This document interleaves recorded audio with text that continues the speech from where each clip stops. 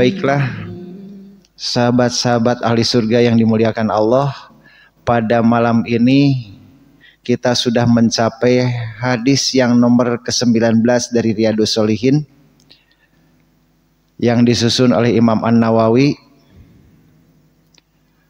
nomor 19 dari nomor 1 dan nomor 6 dalam bab taubat. Yang terakhir kita mendapatkan nasihat dalam kitab itu adalah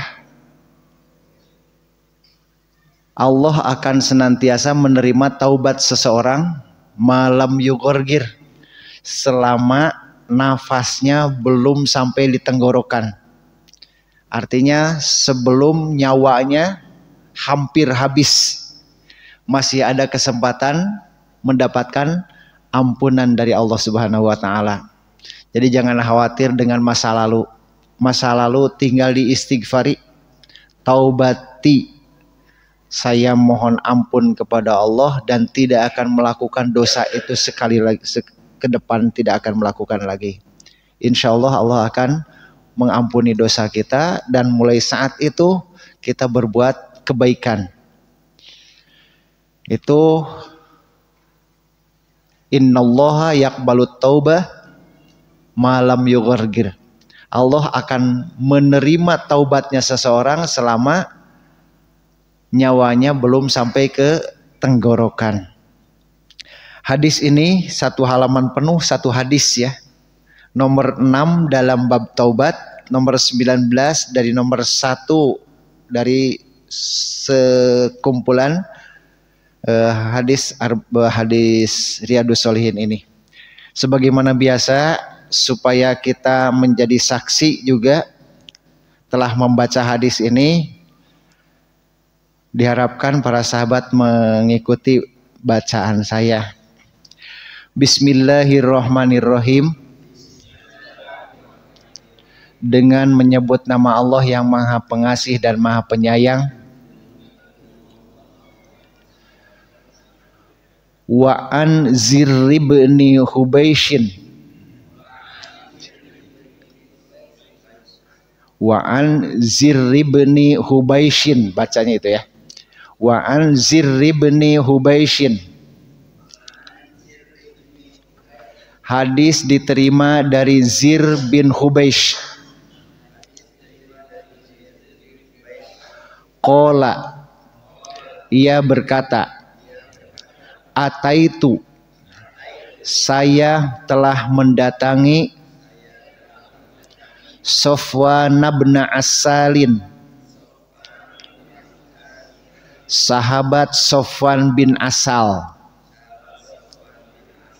radhiyallahu anhu, semoga Allah meridhoinya.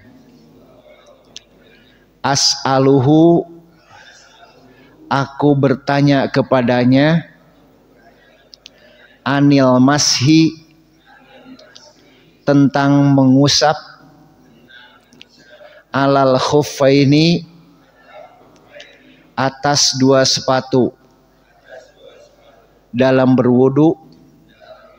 Faqala, maka ia menjawab, majaa, apa yang membuat engkau datang, bika, denganmu, ya Zir, wahai Zir. Fakultu, maka aku menjawab, ibtighaul ilmi, saya mengharapkan dapat ilmu. Faqala, maka Sofwan menjawab, innal malaikata, sesungguhnya para malaikat, tado'u ajnihataha ya, salah tulis nih. Tado'u ajnihataha, meletakkan sayap-sayapnya, li talibil ilmi, untuk menghormati penuntut ilmu. Ridhoan, karena ridho, bima yatlubu, atas apa yang ia tuntut. Fakultu, maka aku berkata, innahu, sesungguhnya, qad hakka, telah tersirat, fi sodri, dalam dadaku, al-mashu alal khuffaini, untuk mengusap dua sepatu dalam berwudu. Ba'dal ghaiti, setelah BAB, wal bauli, dan BAK. Wa kunta, sedangkan engkau, imro'an, seorang laki-laki, min ashabin Nabi sallallahu alaihi wasallam, di antara sahabat Nabi sallallahu alaihi wasallam. Faji'tu, maka aku datang, as'aluka, untuk bertanya kepadamu. Hal sami'tahu, apakah engkau mendengarnya?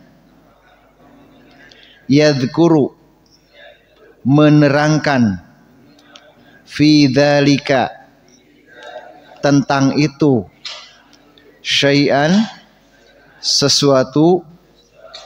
Qala, Sofwan menjawab, na'am, iya. Kana ya'muruna, Rasulullah memerintah kami, idza kunna safaron, apabila kami dalam perjalanan, au musafirina, atau termasuk musafir, an la yanzi'a, untuk tidak membuka, khifafana, sarung kaki kami, salasata ayyamin, 3 hari, walayaliyahunna, dan 3 malam, illa min janabatin, kecuali karena jenabat. Lakin, akan tetapi, min ghaitin, karena BAB, wa baulin, dan BAK, wa naumin, dan karena tidur. Fakultu, maka aku berkata, hal sami'tahu, apakah engkau juga mendengarnya? Yadhkuru, menerangkan, fil hawa, dalam hal hawa nafsu, syai'an, sesuatu. Qala, sahabat Sofwan menjawab, na'am, iya. Kunna, kami pernah, ma'a Rasulillah sallallahu alaihi wasallam, bersama-sama dengan Rasulullah sallallahu alaihi wasallam, fi safarin, dalam safar. Fabaina, maka ketika, nahnu, kami, indahu, berada di sampingnya, idnadahu, tidak tiba-tiba ada yang memanggilnya, a'rabiyun, seorang Arab gunung, bisautin dengan suara, lahu kepadanya, jahwariyin yang keras. Ya Muhammad, wahai Muhammad. Fa'ajabahu Rasulullah sallallahu alaihi wasallam, maka Rasulullah menjawab, nahwan min sautihi, dengan suara keras seperti dia. Ha'um, kesinilah. Faqultu lahu, maka aku berkata kepadanya,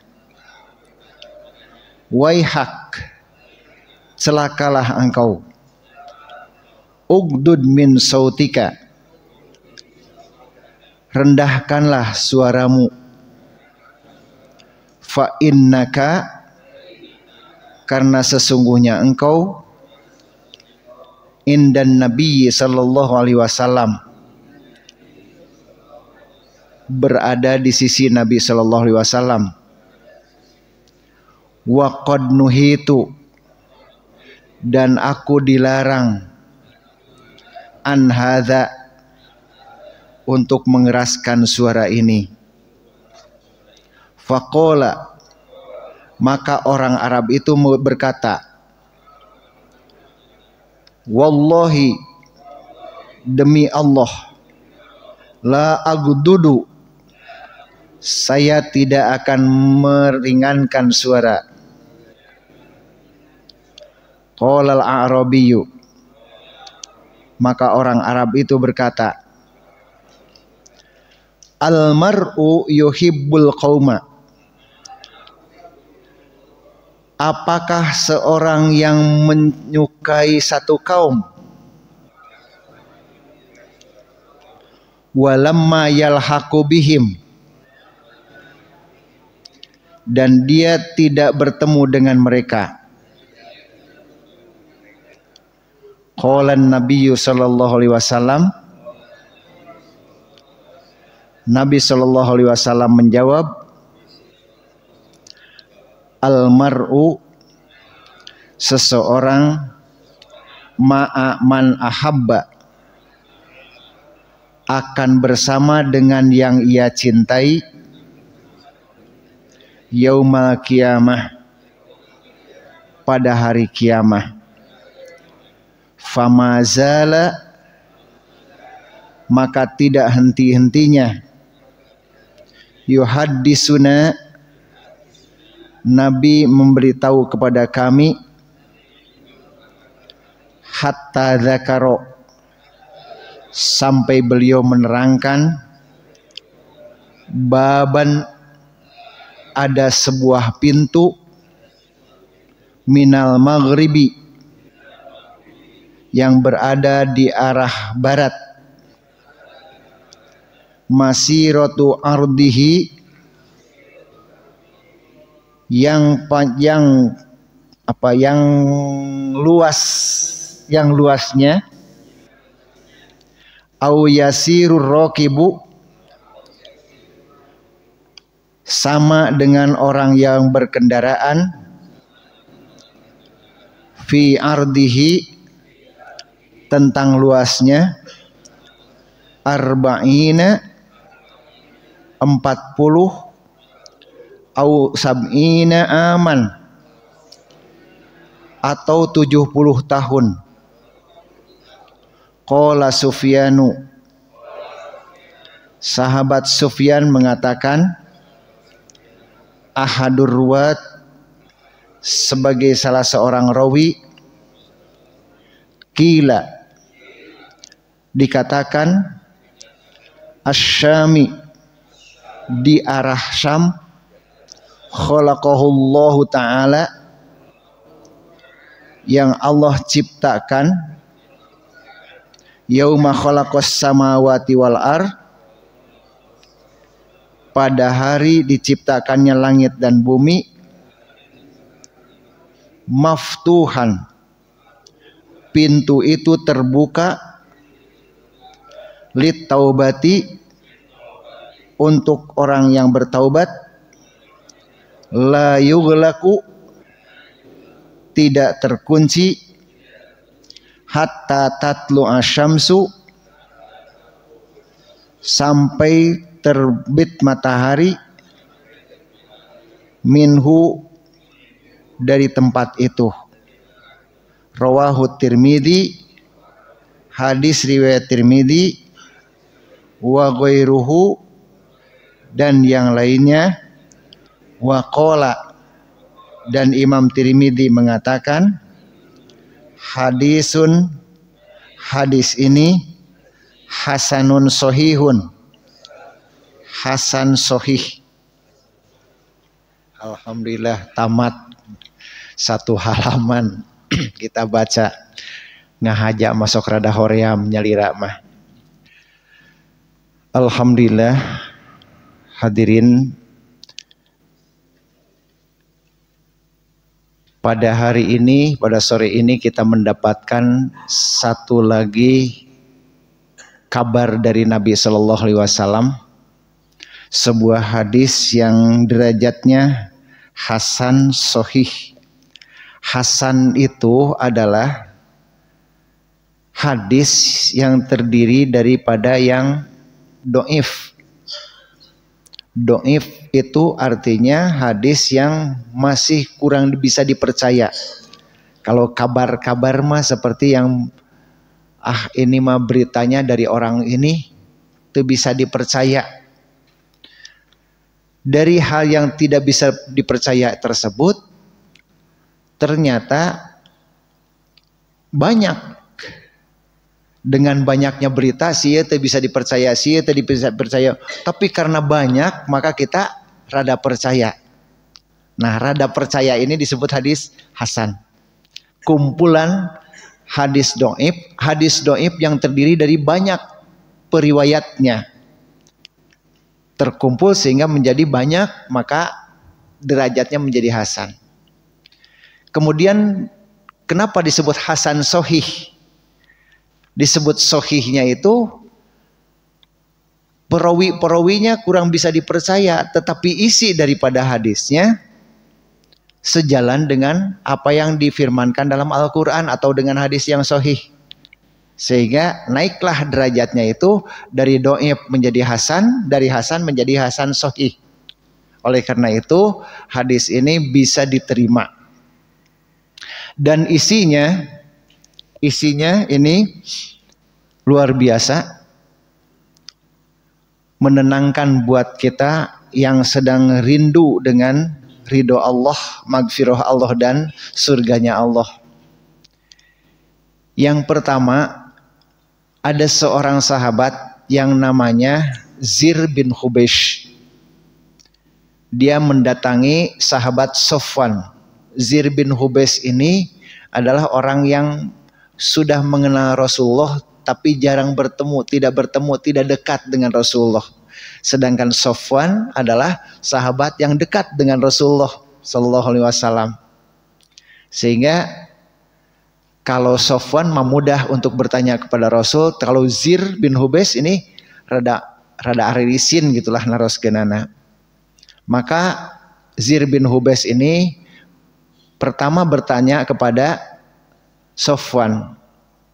Sofwan balik bertanya, ma ja'a bika ya Zir? Kenapa? Apa maksudmu kau datang ke sini, Zir? Maka Zir mengatakan, ibtighaul ilmi. Saya ingin mendapatkan ilmu, mengharapkan ilmu. Kemudian jawaban Sofwan bukan ilmu naon gitu, bukan begitu, tapi menerangkan dulu, baguslah gitu. Orang yang menuntut ilmu itu akan menghasilkan al malaikata tadau ajnihataha. Ini banyak baris-baris yang keliru, seharusnya ajnihataha, malah ditulis di sini ajnihatiha. Tadau ajnihataha litolibil ilmi ridoan bima yatlubu. Jadi ini ilmu yang pertama buat kita, bahwa orang yang menuntut ilmu itu akan didatangi oleh sejumlah malaikat, bukan seorang malaikat atau sesosok malaikat. Nah, di sini letaknya yang pertama tadi hasan sohih. Hadisnya, periwayatnya, pembawa hadisnya doif, tetapi karena banyak dan didukung oleh hadis yang sohih. Apa hadis sohih tentang ini? Malaikat akan datang kepada kelompok yang di dalamnya menuntut ilmu. Jadi ini hadis yang sering-sering saya ulang-ulang. Bahkan kalau pakai proyektor biasanya suka muncul. Barang siapa satu kaum yang kumpul di satu majlis, di satu masjid, kemudian mereka menuntut ilmu, tiada lain mereka itu adalah akan di anzalat lahumus sakinah, akan diberikan ketentraman, wa ghasyiyat humur rahmah, dan diselimuti dengan rahmat Allah, wa haffat humul malaikah, akan diriung oleh sejumlah malaikat. Jadi insya Allah kita jika ini sampai 30 orang, maka malaikat itu akan datang sejumlah malaikat. Kalau seorang saja bisa 10 malaikat, kalau 30 orang bisa jadi 300 malaikat. Di sini sampai malaikat itu di sini lebih jelas tadou ajnihataha. Tadou itu berarti tidak mengepakkan sayapnya. Bahwa malaikat itu di dalam Al-Quran disebut ada yang memiliki 2 sayap, ada yang memiliki 4 sayap, ada yang memiliki 50 sayap. Dan kecepatan malaikat berjalan itu luar biasa jika dibandingkan dengan kendaraan yang dimiliki oleh manusia. Di dalam surat Al-Ma'arij, sa'ala sa'ilum bi'adzabi waqi lil kafirina laisa lahu dafi minallahi dzil ma'arij, dari Allah yang memiliki malaikat yang bisa naik turun, ma'arij, mi'raj. Ta'rujul malaikatu warruhu ilai fi yaumin, ta'rujul malaikatu warruhu ilaihi fi yaumin kana miqdaruhu khamsina alfa sanah. Itu surat Al-Ma'arij ayat 5. Naik turunnya malaikat itu fi yaumin, dalam satu hari, kana miqdaruhu, ukurannya itu khamsina alfa sanatan. Khamsina alfa sanatin, 50.000 tahunan perjalanan kita. Jadi itu malaikat kecepatan lajunya itu sama dengan 50.000 tahunan perjalanan kita. Anggaplah jalan kaki, kira-kira 50.000 tahun itu berapa kilometer? Itu dijalani oleh malaikat hanya sejenak. Innahum yarawnahu ba'idan. Manusia menganggap bahwa perjalanan malaikat 50.000 tahun teh wah jauh pisan. Wa narahu qoriban, di ayat ke-6 ke-7-nya surat Ma'arij. Aku menganggap itu dekat. Jadi dari Lauh Mahfud ke dunia itu perjalanan 50.000 tahunan. Dan malaikat itu diciptakan dari cahaya. Kalau kita punya lampu senter, baterai, terus disenterkan dalam 1 detik, diudag ku urang, kaudag moal, jelas tidak akan kan? Jadi kalau di tempat yang terbuka gitu, kemudian kita nyenterkan lampu, begitu cepatnya, begitulah malaikat, kecepatan malaikat. Karena malaikat dibuat dari cahaya, sudah dibuat dari cahaya, punya sayap. Sayapnya pun sampai 50 sayap. Nah ini barangkali meningkatkan kita keyakinan kepada iman kepada malaikat, bahwa malaikat itu begitu cepat lah. Jangan nyangka, aduh malaikatnya di Jakarta kene ya. Ayo orang rek ditulunganna di Bandung. Jangan khawatir dengan malaikat. Kecepatannya itu secepat kecepatan cahaya. Sehingga dari langit yang ke-7 sampai ke bumi saja perjalanan 50.000 tahun manusia itu bagi malaikat fi yaumin, dalam satu hari bisa sampai. 1 berbanding 50.000 tahun. Nah ini salah satu bukti bahwa ini hadis hasan sahih seperti itu. Jadi ditunjang dengan Al-Quran, dengan ditunjang dengan Al-Hadis tentang malaikat. Jadi malaikat itu tado'u ajnihataha litolibil ilmi ridoan bimayat lubu. Malaikat itu akan menghentikan sayapnya. Nuju hiberge ngadadak liren heula upami aya riungan ilmu. Untuk apa lirennya? Untuk berdoa. Kalau malaikat itu malaikat raqib ingin mencatat kebaikan. Salah satu bukti bahwa malaikat ketika ada orang yang sedang menuntut ilmu dan sedang berdoa, dan doanya itu diungkapkan bagi orang yang tidak bidhohri goibin, mendoakan tanpa sepengetahuan yang didoakan. Ada berita bahwa si fulan sedang sakit, kita doakan Allahumma rabban nasi mudhibal ba'si Allahumma shfi anta syafi la shifaa illa shifauka shifaan la yughadiru saqaman. Si fulan yang didoakannya tidak tahu bahwa kita mendoakan. Itu malaikat akan berhenti menutup sayapnya, kemudian mengatakan amin. Doa malaikat itu akan mengatakan amin, ya Allah kabulkanlah doa orang ini. Terus malaikat tidak berhenti di sana, tapi mengatakan walaka bimislihi, dan untukmu pun seperti itu. Doa kita untuk orang lain, sementara doa malaikat untuk kita. Jadi orang yang berdoa itu jangan rugi. Hanas didoakeun ku abdi tapi teu mulang tarima kan ngadoakeun anak tah eta teh pan pika sebeleun. Jadi jangan khawatir ketika kita berdoa untuk orang lain, malaikat berdoa buat kita. Berdoa bagi orang lain yang dia tidak tahu kita berdoa buat dia, itu lebih hebat lagi. Jadi ngadoakeun mah kedah teu terangeun nu didoakeunna ulah diobrolkeun. Tadi didoakeun ku abdi, ulah teh ulah diobrolkeun. Karena akan mengurangi nilai pahalanya, nilai bobot daripada doa tersebut. Sebab ada hadis yang mengatakan itu, setiap orang yang berdoa kepada Allah untuk seseorang bizohril ghaib, yang didoakan tidak tahuan, maka malaikat yang di sampingnya dia akan mendoakan amin walaka bimisrih, semoga Allah mengabulkan doamu dan aku doakan semoga engkau pun seperti itu.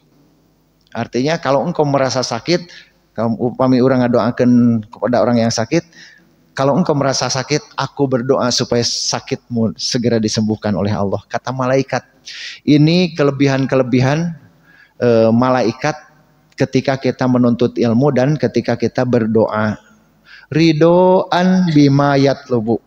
Karena ridonya saking senengnya dengan apa yang kita cari. Fakultu, maka Zir mengatakan, lepas dari masalah itu katanya, saya mau kekeh rek naroskeun masalah menyapu kedua sepatu waktu batal, waktu wudu. Jadi ini menerangkan tentang ketika berwudu kan wajib membasuh kaki teh jangan sampai terlewat walaupun sebesar non kuku. Jangan terlewat. Iya mama ngawokas kaki atau pakai sepatu, bahkan lagi camping pakai sepatu. Nah, apakah itu pernah Rasulullah menerangkan seperti itu? Nah, maka dijawab oleh Sofwan bin Asal ini. Jadi sebenarnya dia sudah tahu ilmu itu tapi mau lebih jelas lagi, ingin diterangkan oleh orang yang dekat dengan Rasulullah. Innahu qad hakka fi sadri al-mashu alal khuffaini. Saya sudah berniat dan sudah tahu tentang mengusap sepatu itu, yaitu setelah goit, buang air besar dan buang air kecil. Wa kunta imro'an, sedangkan engkau adalah seorang yang dekat dengan Rasulullah SAW. Maka aku datang kepadamu untuk menanyakan, pernah kamu mendapatkan penerangan tentang itu? Baru Sofwan menjawab bahwa naam, iya, Kana ya'muruna idza kunna safaron aw musafirin an la yanzi'a khifafana salasata ayamin wa la yaliyahunna illa min janabatin.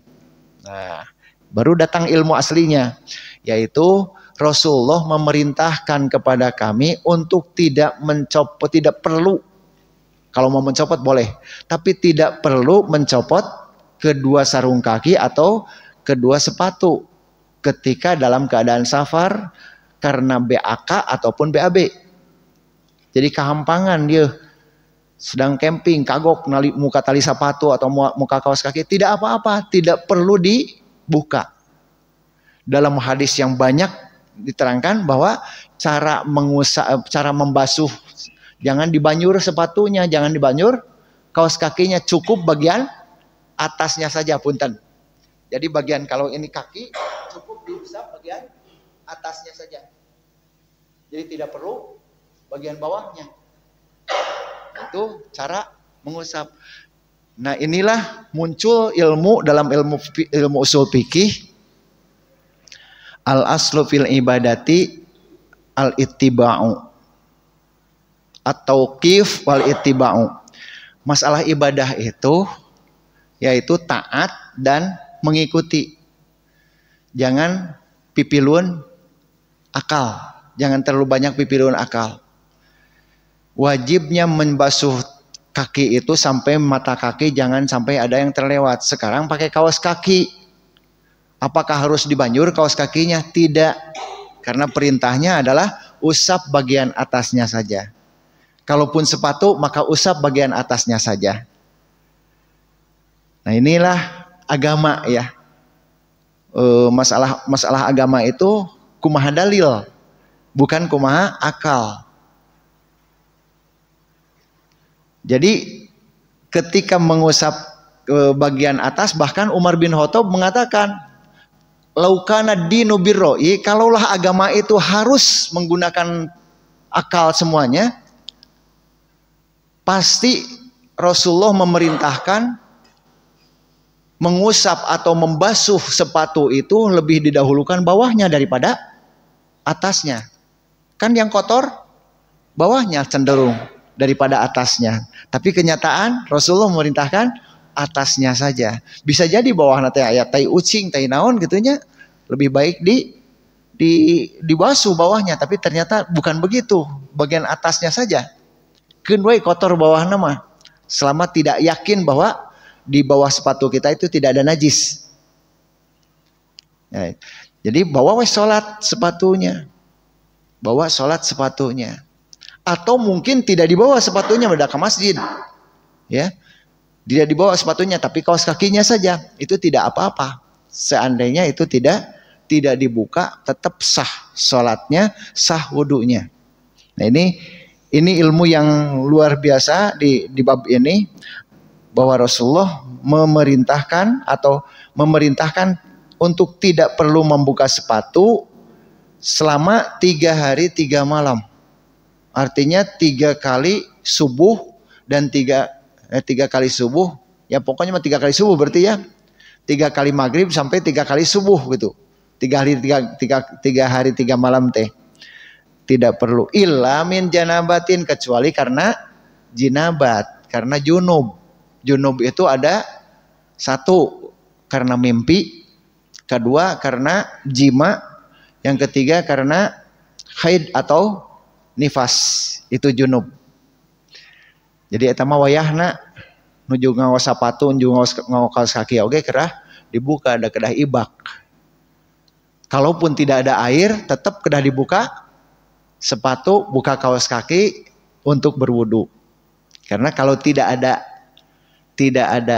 air untuk mandi, maka cukup dengan berwudu. Tidak ada air untuk wudu, maka yang jenabah ini cukup dengan tayamum. Fa in kuntum mardaw aw ala safarin aw jaa ahadum minkum minal ghaiti aw lamastumun nisaa falam tajidu ma'an fatayammamu, cukup dengan tayamum. Ini tentang mengusap sepatu. Kemudian pertanyaan yang keduanya, yaitu apakah engkau mendengar Rasulullah menerangkan tentang hawa nafsu. Ada berapa menit lagi ya? 19.25 masih ada. Apakah engkau mendengar Rasulullah menerangkan tentang hawa nafsu? Yaitu dengan kalimat hal sami'tahu yadhkuru fil hawa syai'an, tentang hawa nafsu. Qala na'am. Ia menjawab, ya. Kunna ma Rasulullah SAW fi safarin. Pernah kami berjalan dengan Rasulullah dalam satu perjalanan, ketika kami dalam keadaan sedang berjalan, tiba-tiba ada seorang Arab gunung. Jadi kalau di kita mah Arab Badui gitu ya. Bisautin jahwariyin, dengan suara yang jahar, dengan suara yang keras. Ya Muhammad, wahai Muhammad. Maka Rasulullah pun menjawabnya dengan keras seperti itu, dengan kalimat ha ummun, sini. Jadi dalam hal ini diingatkan bahwa dalam surat Al-Hujurat ya, ayat 1 ayat 2, ya ayyuhalladzina amanu la tarfa'u aswatakum fawqa sautin nabiyyi wa la tajharu bih. Wahai orang-orang yang beriman, janganlah kalian mengeraskan suara-suara kamu dalam memanggil Nabi. Itu tidak boleh memanggil Nabi, sopan santun. Akhirnya ke sini kepada guru, kepada orang yang lebih tinggi, itu jangan gogorowokan.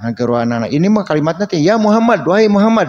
Rasulullah pun menjawab dengan suara yang sama, ha sini. Fakultu lahu. Maka Sofwan menasehati kepada Arab gunung tersebut, waihak, celaka, ugdud min sautik, rendahkan suaramu. Lagi-lagi ini hadis hasan yang bernilai sahih karena sejalan dengan surat Al-Hujurat ayat 1 ayat 2 tadi. Ya ayyuhalladzina amanu la tarfa'u aswatakum fawqa sautin nabi. Ugdud min sautik, rendahkan suaramu, indah Rasulullah SAW. Malah dia ngangkrang. Kalimatnya, demi Allah saya tidak akan menurunkan suaraku. Yang menjadi pertanyaannya adalah, ya Rasulullah, al-mar'u yuhibbul qauma walamma yalhaqu bihim. Apakah seseorang itu bisa menjadi satu kebaikan karena mencintai padahal belum bertemu?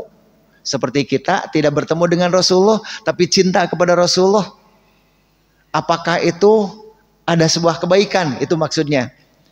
Al-mar'u yuhibbul qauma. Apakah seseorang yang mencintai satu kaum kemudian padahal tidak bertemu dengan kaumnya itu sendiri, apakah ada nilai tambah? Tidak gitu. Maka Rasulullah beliau menjawab al-mar'u ma'a man ahabba yaumal qiyamah. Seseorang itu akan bersama dengan yang ia cintai pada hari kiamat. Jadi artinya kalau kita mencintai Rasulullah akan bersama Rasulullah walaupun tidak bertemu.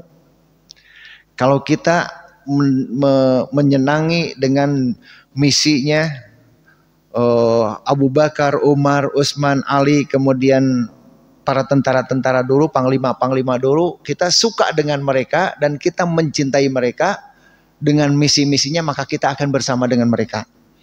Jadi kadek hati-hati mencintai atau menyukai sesuatu.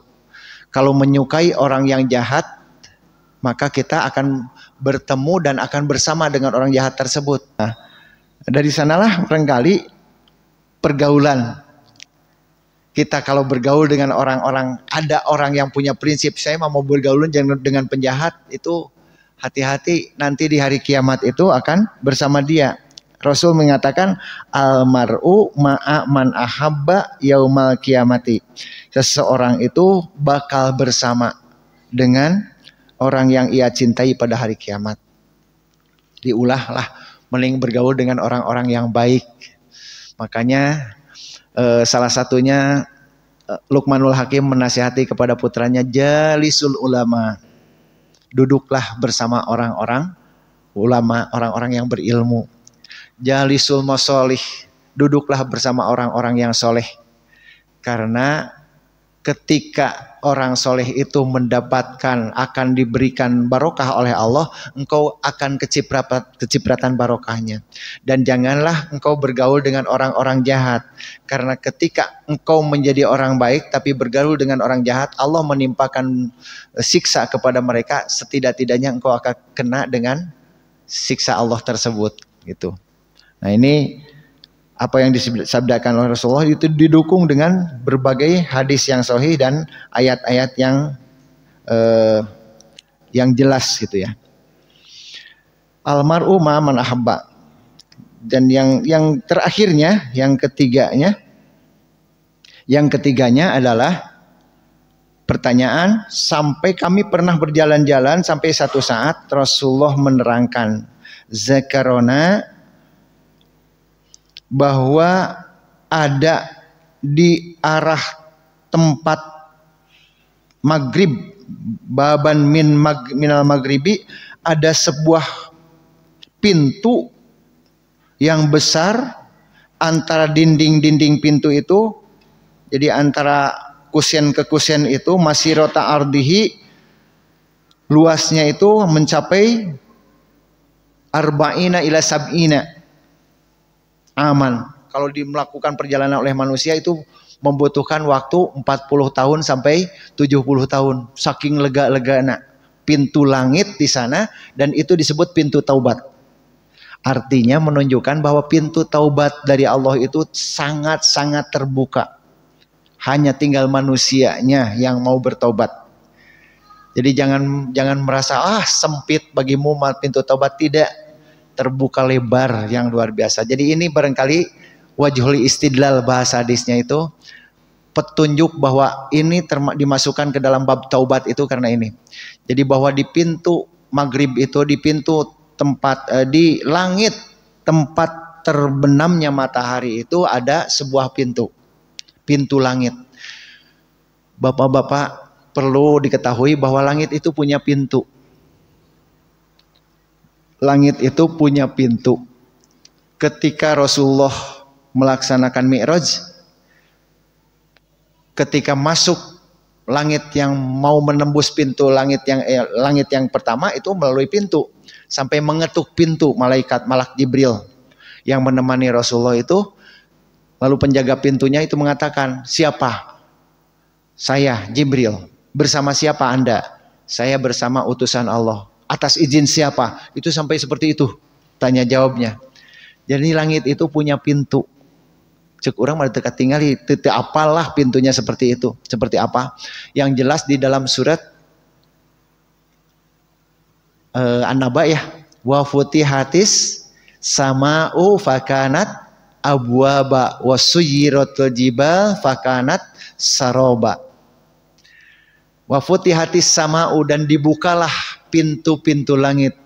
Dibukalah langit, wa fakanat abwaba, karena langit itu punya pintu. Ada pintu taubat, pintu apa? Langit kedua ada pintu, langit ketiga ada pintu.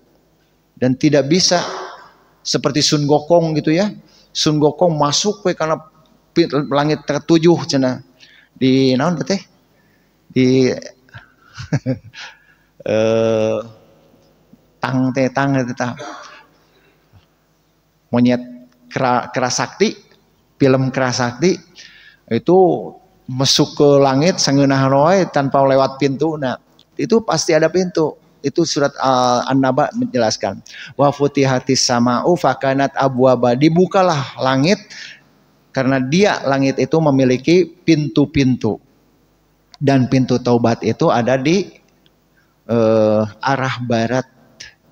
Kemudian pintu itu akan terbuka sampai terbit matahari. Artinya doa atau taubat, istighfar itu lebih didengar oleh Allah pada saat antara maghrib sampai subuh itu. Nah, itu yang diterangkan di sini. Sampai pada saat diciptakannya langit dan bumi, maka Allah tidak akan menutupnya sampai terbit matahari. Artinya ini menunjukkan bahwa wabil ashari hum yastaghfirun. Dalam surat Az-Zariyat ayat 19. Di waktu sahur mereka banyak istighfar. Jadi banyak-banyaklah istighfar di waktu sahur. Ini instruksinya.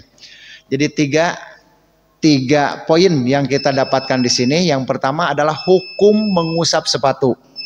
Yang kedua tentang mencintai atau menyukai satu kaum, itu akan berpengaruh di hari kiamat, kita akan bersama dengan kaum tersebut. Dan yang ketiga menerangkan tentang bahwa ada pintu taubat di langit yang terbuka pada waktu dari mulai maghrib sampai terbit matahari. Artinya beristighfarlah, bertaubatlah di waktu-waktu tersebut, itu lebih baik, lebih didengar dibandingkan dengan di waktu siang hari.